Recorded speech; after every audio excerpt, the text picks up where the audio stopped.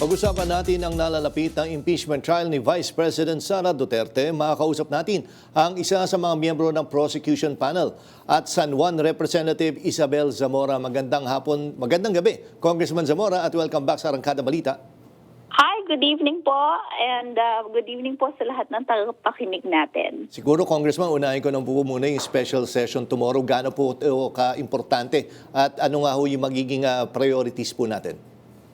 Well, of course, hindi lang naman Senado ang mag-special session bukas. Meron din po kami sa House of Representatives.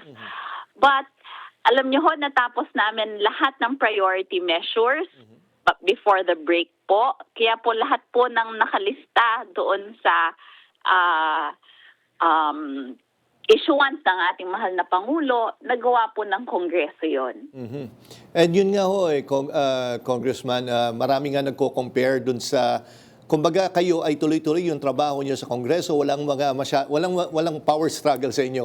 Pero dito sa counterpart nyo sa Senate is talaga marami na binbin na trabaho. Ano ho yung mga sinasabi, ano kaya yung naging sikreto? Bakit, kumbaga naging maayos naman at organized at tuloy-tuloy yung trabaho dyan sa Kamara po?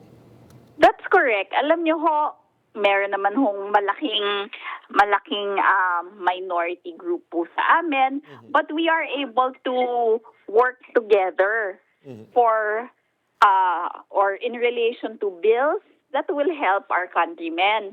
So, of course, we accept deliberations. We will always have deliberations on bills. We will always welcome the minority questioning the bills that we file. Pero at the end of the day, we will all come up with bills that we will pass po on first, second, third reading. And we make sure that these are bills that will help our countrymen nga po.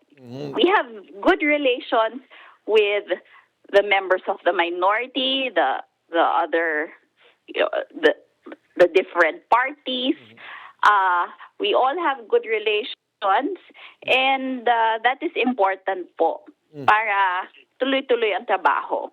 Kasi nga, Congressman, talagang hindi talaga maiiwasan na ikumpara po yung both houses. Kumbaga sa inyo is, yes, may minority group, pero nagkakasundo naman, kumbaga, at yun nga, nagtutuloy-tuloy yung trabaho. Tama po. Kailangan naman po na gawin natin ang ating trabaho. Hindi po pwedeng mabinbin because of personal interest.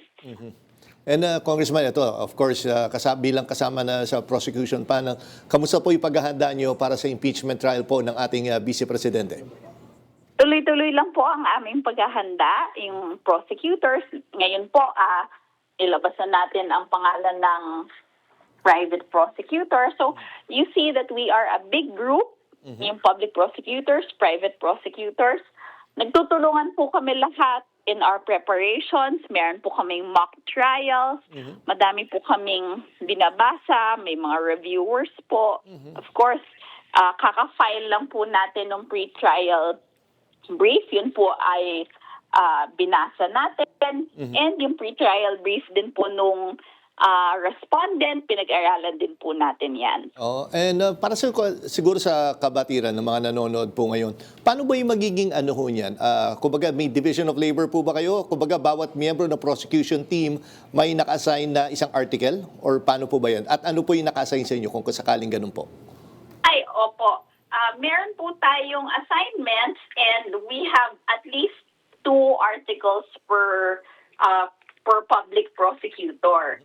So sa akin po ay threats at saka bribery. And ganoon din po yung iba, meron silang at least two articles.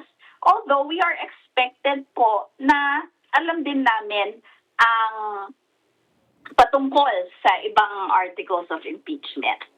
And Congressman, ganito nga yung sa panayam kanina kay sa inyong fellow prosecutor din po na si Congressman Ridon, sinabi nga na na-discover na may mga undeclared na firearms yung mag-asawang Duterte Carpio po.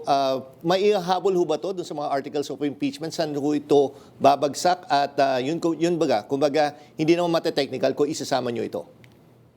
If I'm not mistaken, mistaken, kasama po yan sa unexplained wealth. Siyempre, material possessions po to, no? And yung non-disclosure sa SALN, dun po siya papasok. And gaya po ng sinasabi namin, lahat naman po ng relevant, related information, documents, ay pwede nating isali at pwede po nating isama as evidence po kapag dating ng trial. Kumbaga kahit hindi siya naisama doon sa naging deliberation nyo sa House Committee on Justice doon sa probable cause, kahit hindi ito na-discuss, ay pwede pa rin ito pagdating sa impeachment trial mismo. Opo, that's correct po. Kasi tandaan po natin, hindi naman po lahat ng ebidensya ay inilabas noong hearings ng House Committee on Justice. Dahil ang hinahanap lang po natin noon ay probable cause, a portion lang ng lahat ng ebidensya ang inilatag sa House Committee on Justice. At gano'n naman din po ang nangyayari in any court, in any case na nagaganap sa ating mga trial courts. So, madami pa pong ilalabas sa impeachment court, hindi lang po yung inilabas noong tayo may hearing sa Committee on Justice. Okay, sige. Nako, maraming salamat po, Congressman Zamora, at good luck po. Thank you very much din po and good evening to everyone.